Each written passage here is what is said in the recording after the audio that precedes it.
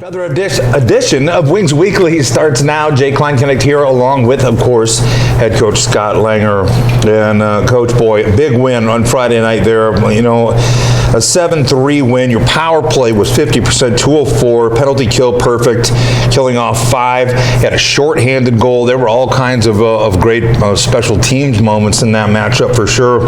And you know, they get out early, but you guys come back and had a super strong second period in that matchup. What were your thoughts on Friday?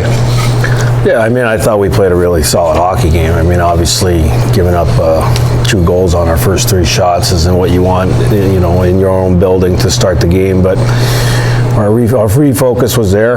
We went right back at them. We continued to stay on them, and we got the results. Obviously, the specialty teams, like you said, were really important in that game. You know, it really gave us the push that we needed to get past them. Without a doubt. You know, and I didn't get a chance really to catch up with you on Saturday. It wasn't feeling the best, but you know, I wanted to kind of recap that Friday night matchup because it was, you know, like it was like a whole, I don't want to say a whole different team, but second period again and third period very strong. A little bit of more of the same on Saturday, actually. A 5-3 win, and you're coming from behind again. The penalty kill, 100%. Power play didn't have a whole lot of opportunities, but a very physical matchup there, you know, on Saturday, especially in the first period. It seemed like a lot of scrums, a lot of tussles, a lot of stuff going on. But you guys find a way again to win that one. And I thought the third period particularly was especially strong for you guys. Your thoughts on Saturday? Yeah, well, it was obviously the first period is kind of a wash. That was let get out of hand, which it should have never got to that point. But second period, you know, it was a decent period for us. And obviously the third, we came out and we shocked them pretty good. Yeah, we gave up a goal there to make it a tight game, but we ended up getting the empty netter. But you know, both nights I just thought that our focus level was good. I mean, we became a little distracted in the first period on Saturday with their game plan, whatever that might have been. But I think as the game went on, we didn't allow that to bother us. You know, we ended up obviously winning both games, which were huge for us in the standings. Yeah, well, and getting a little help in the standings there too, and we're going to run through those in just a bit. But you know, one of the things that you just mentioned it, and Ryan actually talked with Reed between the first and second about keys and about what they need to do, and he said to stay out of the scrums and stay out of the penalty box, and you know, and just focus on the hockey. And it really seemed like you guys started to do that in the second and third there on Saturday night specifically. So a big weekend, a sweep of North Iowa, who can be a very dangerous team for sure. Were there any adjustments that you guys made as a staff, or was it just like you said, a level of focus that they, you know, the players maybe themselves in the locker room kind of picked up on? Well, I think that is an adjustment. You know, when you have to refocus after the game starting the way it started, tempers, you know, getting up there. You know, no one wants to see your players being tossed around after every single whistle for 20 straight minutes, and it takes a little bit of time to refocus, but I think that's what we needed to do, and you know, that was the change. Our change was, we know we needed the points. Let's go out there and play the game that we can play, you know, and get those points. So our guys did a really good job of that. It's not easy to do when you're frustrated and you know, you really want to get back at somebody, but it's more important that we get the 2 wins than it is to get even. No doubt. So, no doubt. Yeah, I mean, I like the way our guys, you know, changed that mentality, especially in the third period. Well, we're going to roll into the weekend, the coming weekend, and seeing what you know, what you can carry away from a weekend like this. But I wanted to touch a little bit on the roles in hockey, and it's changed over the years, in junior hockey specifically. I mean, you still see, you know, guys like Bedard and Foligno and so on that have different, they seem like they're a little bit different roles at the NHL level.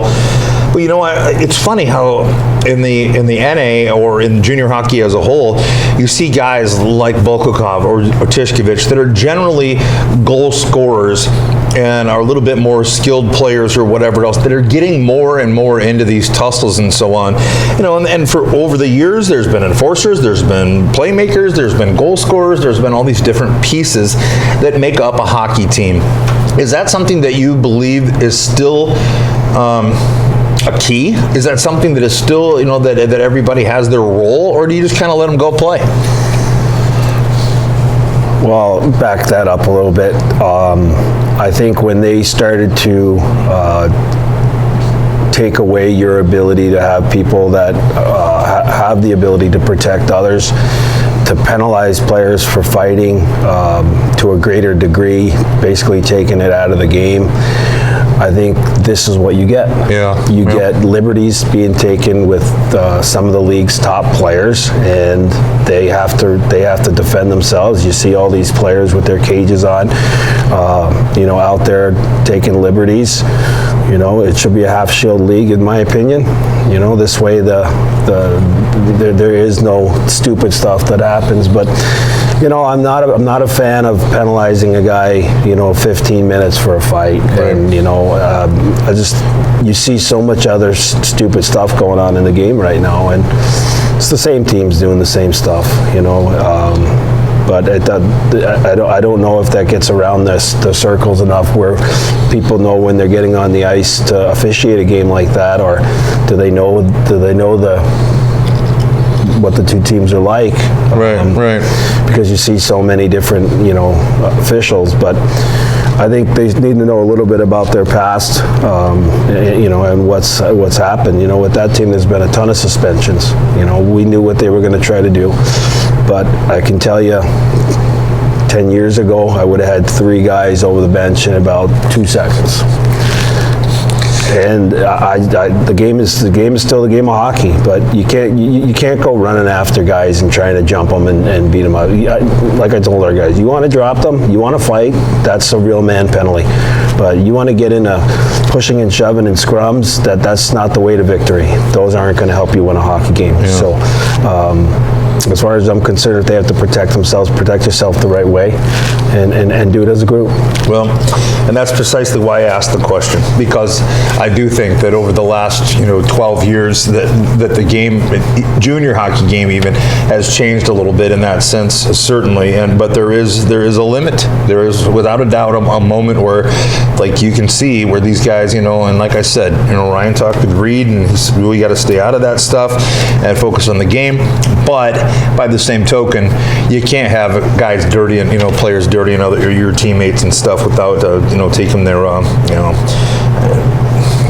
upcomings or their what they've got coming to them for doing those repercussions. There you go. All right, well, we've got Bismarck coming up. Well, I'm going to run through these standings real quick. Minot at the top of the division. Again, they have not clinched the division, but have clinched a playoff spot with 83 points. Bismarck was 76, and they have clinched a playoff spot. Wings now in third with 61 points. Austin with 57 points. St. Cloud also with 57 points. Now, the tiebreaker goes to Austin with 27 wins and St. Cloud with 22 wins. North Iowa at the bottom of the division at 24 points. And again, I know you're not a standings guy, but I've been watching this and kind of paying attention to what's going on each night. And Austin got swept. They are going to face North Iowa this coming weekend, so that will get interesting, no doubt. You have Bismarck coming up in the VFW Center, and you of all people know that that is a hostile environment. It is a difficult place to play in. They come in with an 18.26 power play percentage and an 83.87 penalty kill, very similar to your special teams. Now, the penalty kill a little bit lower than theirs, but your power play a little higher. Very close when it comes to special teams and so on. And what do you see as some keys against this Bobcat team, who is obviously very well coached? They're in the the playoffs. You know, they're skilled, they're physical, they're all kinds of these things. What do you see as some key matchups? Well, you have to be really disciplined against them. They have a really good power play in my mind. You know, it's even when it doesn't score, it creates momentum. So, you know, they don't take a lot of penalties. They just don't as a team. They're a disciplined group of guys, so you can't get into that kind of game against them, or it's, you know, it's not in your favor. You know, but you know, we have to go in there and we got to play our game. We can't turn pucks over. The last time we lost to them, we turned a lot of pucks over in the neutral zone against them, and they get up and go on the rush really well, and they have guys that can score. So, you know, you have to really buy in defensively against them. We know we can beat them. They're a good hockey team, though. They're a really good hockey team, and they've put together a really good product this year. But, you know, we need, in my mind, we need 4 wins to solidify a spot. So we have to go there and get some points. Well, it's interesting because, you know, this has been, you know, throughout the season. Well, even with Minot, who's, you know, again, top of the division, you know, you guys have been able to beat them. You've shown that. You can beat anybody in this division. And it's been some back and forth. But one thing about Bismarck, and it seems like for the weirdest reason, even no matter whatever group of guys is in the locker room, they score in bunches. Like, they'll score 2-3 goals, bang, bang, bang. And you and I have talked about that in the past too, and I've seen that already this year too. Not even necessarily against the Wings, but inside of 3 minutes they'll score 2 goals. Just what do you, in your mind as a coach and all the years that you've been doing this, what creates that? Well, they do it mostly at home. Yeah. Their environment, I would have to say, their environment really gets behind them. You know, when they do score, they do a good job there, and their team gets going. They've always done it in their building against us.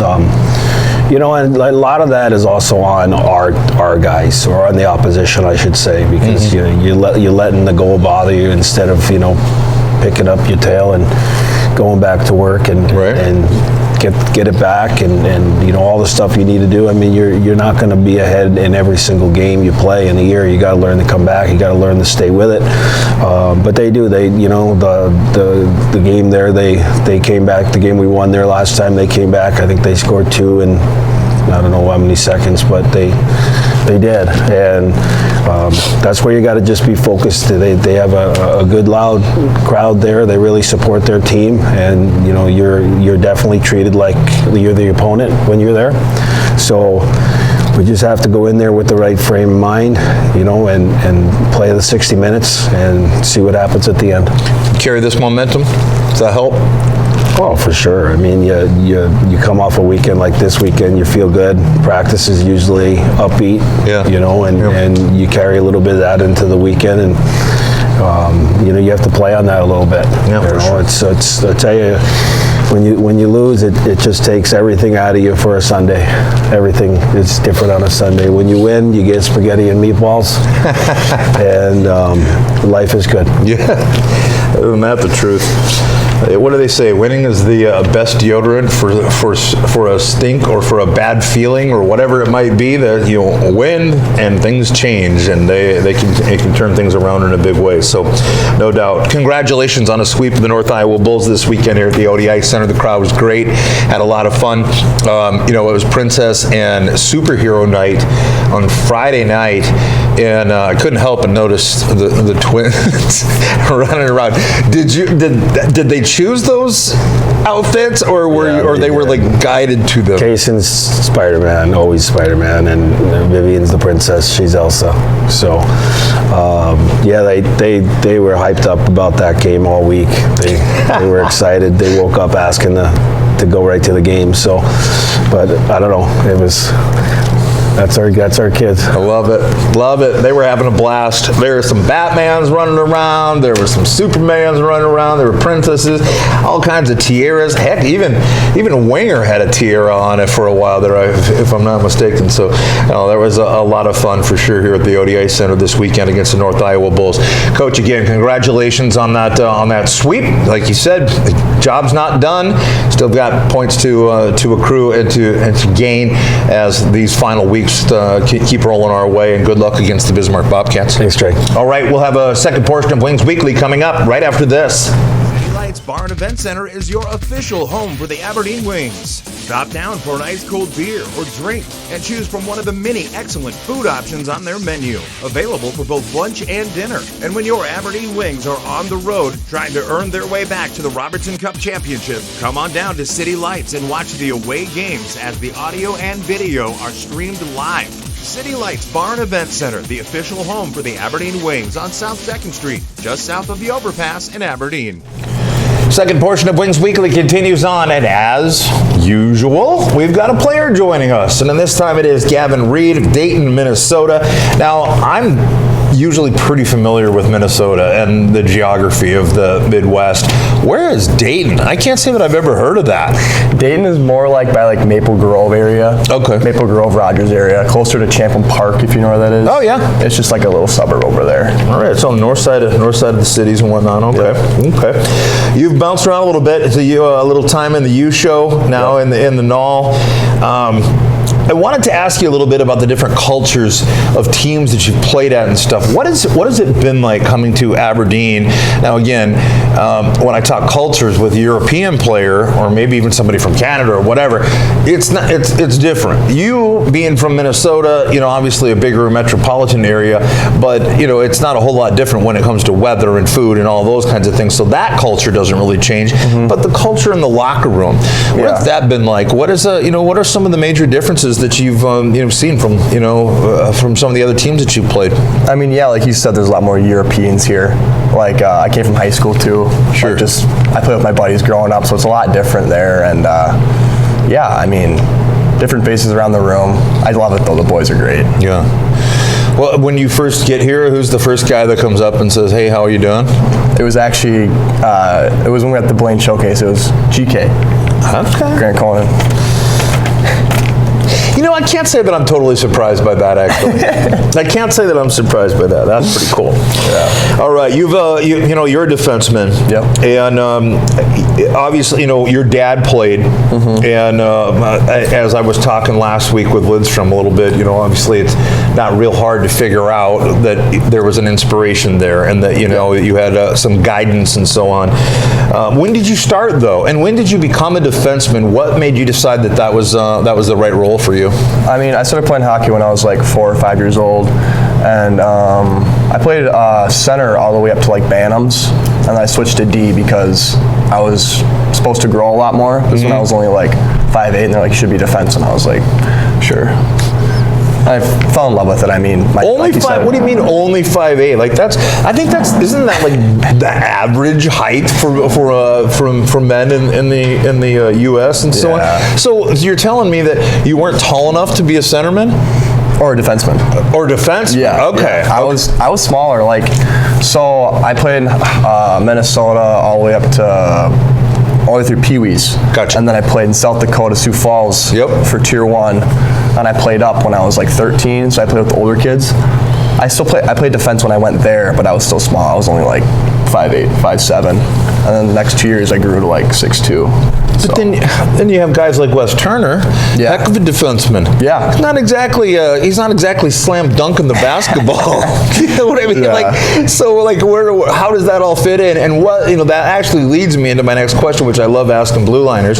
What makes a good defenseman? What do you have to do? What do you have to do well? I mean, just playing both sides of the puck really well. Yeah. Just be solid and just do your job, I think. Keep it simple at times. Make stuff happen when it's there. Well, and speaking of which, you pick up a goal there on Friday night, and you're first with the Wings. Well, I make fun of people for this all the time. For saying, how did that feel? Well, what do you think it felt like? Of course, it felt great. Like, what a dumb question to ask. I'm terrible about that, but that had to be pretty cool. Yeah, for sure. Got a lot of weight off my shoulders for sure. Felt good. So. Now this is unscripted. This just popped into my head. Sometimes, from the blue line, I see guys take a shot, and a lot of times it's deflected, or it's redirected, or something like that, and I'm like, okay, did they score that, or or was it, did it change directions, and somebody else is going to get credit for it, or whatever? When you shot that puck, did you know that thing is in the back of the net? Yeah, I did. Yeah? Yeah. Oh, that's got to be a great feeling. Yeah. Love that. Good for you. Congratulations. Thank you. We talked a little bit about, of course, your dad, and that he played at a high level, and obviously he gave you some advice. Mm-hmm. He, has been there for you. I would imagine after games and so on, he's probably somebody that you go, talk to and so on. What advice would you give to a young player that is, there's coming up, maybe a 7-8-year-old that is kind of working their way through a developmental league or whatever it is, and no matter what position they're playing, what would you say to them? I'd say just stick to it. Don't get down on yourself, and don't try and compare yourself to other people. Yeah. Try to compare yourself to yourself a week ago, 2 weeks ago. Just try and get better every single day. Just keep going. Just put your nose to the grindstone, I think. Great advice. Well, and that leads to my second portion of that question, which is, what was a message that you got maybe as a young player that you've carried with you throughout your hockey career that kind of still sticks with you? Is there one? I'd say just always work your hardest. There's a quote from I think it was Wayne Gretzky or something. He was treat every shift like it's your last. I feel like that's a really good one to stick by, either at practice or in games. Just go by that, I think. For sure. Well, I think that's probably true of everything in life. You know what I mean? For sure, yeah. If you got to treat it like it's you're not going to have another opportunity. Otherwise, you might miss out. Mm-hmm. You know what I mean? Yeah. All right. So we talked about your dad. How about any other family members? Do you have any other siblings or anybody else that's played the game that's maybe been inspirational to you? Tell us a little bit about your family life. Yeah, I got a younger sister who plays hockey back in Minnesota. She's a sophomore. Okay. They were done a few months ago, and my uncle played. My dad's brother played also Grand Rapids high school hockey, and my cousins on that side also played. So it's interesting. I've gotten way more into women's sports this year than I ever thought I would. Even March Madness. I'm watching Caitlin Clark and Haley Van Lith and all these stars in March Madness. Way more than I am the men. But I'm also finding that I'm really enjoying watching professional women's hockey, mm-hmm. and how it's so cool to see 13,000, 16,000 people in these buildings, and then they play Taylor Swift, and the whole place just erupts. Oh, yeah. And all these little girls are singing, and I'm like, I love that for the future of women's hockey, and for the girls that are inspired by that, and so on. So it's really cool to hear that your sister's playing, mm-hmm. and shout out to her. All right, I got to ask you a couple of goofy questions here before I get into some serious stuff again. We know. Well, I know. I think pretty much anybody that's watching this probably knows that there's a lot of chirping, there's a lot of tussles, there's a lot of pushing and shoving going on. There's a lot of stuff happening. People are saying stuff.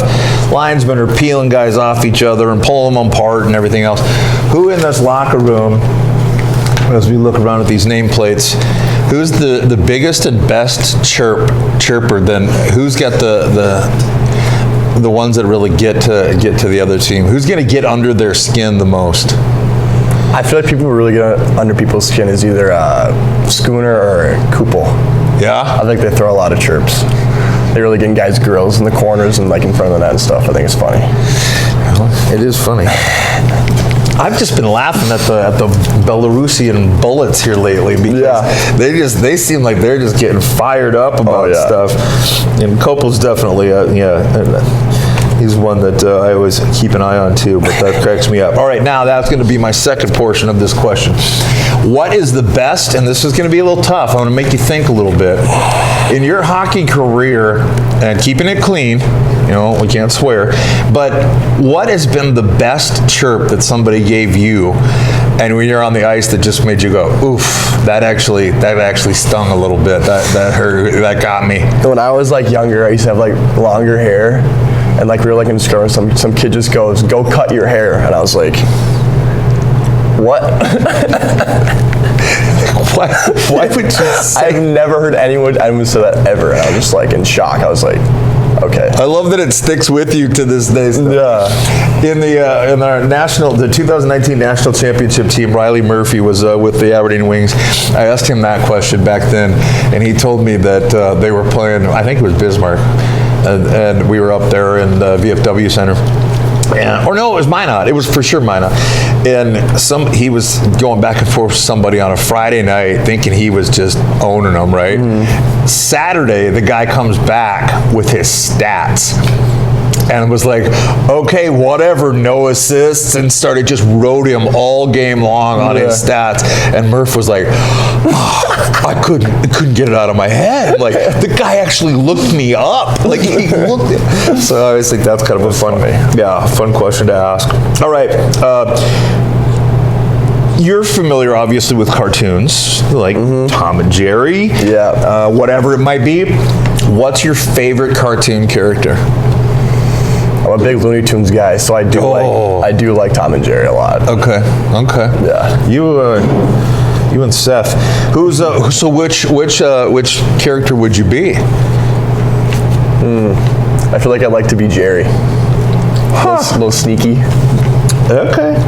Hard to catch, hard to find. I get it. Sneaky. All right. Well, let's get back into the business portion of this. We've got Bismarck coming up. A trip up there again, as I mentioned, the VFW Center. As I was talking to Coach Langer about just a little while ago, over the years, that has been a hostile environment. And honestly, I'm going to be perfectly honest with you, it's gotten more friendly lately than it was years ago. But it's still a hard place to play. And they've got a very boisterous, very robust crowd that likes to be involved, and they cheer their team on. And of course, they score, they throw a pheasant out on the ice and so on, all this different kind of stuff that they do, and it can be difficult to play.